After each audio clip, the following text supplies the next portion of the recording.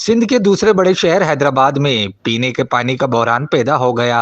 लतीफाबाद और सिटी हैदराबाद के मुख्तलिफ इलाकों में शहरी पीने के साफ पानी को खरीदने पर मजबूर हैं। शहरियों का कहना है कि एक तो साफ पानी आता नहीं और कहीं कहीं आता है तो सीवरेज के पानी के साथ पानी फराम किया जाता है, जिससे हम गुस्ल तक नहीं कर सकते।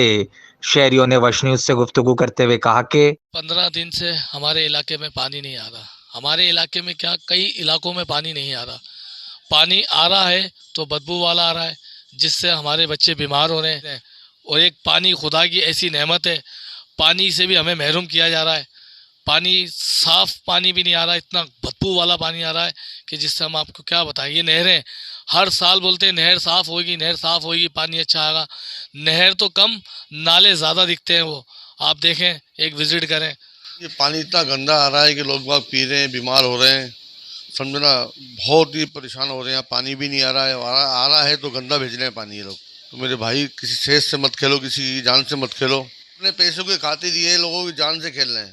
शहरियों का मजीद कहना था कि एचडीए वासा की नाअहली की वजह से सालों साल पीने का साफ पानी नहीं मिलता। बिलखसूस मेहर अली कॉलोनी, लतीफाबाद और सिटी के मुख्तलिफ इलाकों में टंडो तैयब, आफंदी टाउन, फुलेली, परेटाबाद मुतासिर हैं। कमिश्नर, डिप्टी कमिश्नर, डीजीएचडीए हैदराबाद को चाहिए शहरियों को साफ शफाफ पीने के पानी की फराहमी को यकीनी बनाकर शहरियों का बुनियादी मसला हल करने में अपना रोल अदा करें। कैमरामैन शाजिब खान के साथ हसन रजा कुरैशी, वश न्यूज, हैदराबाद।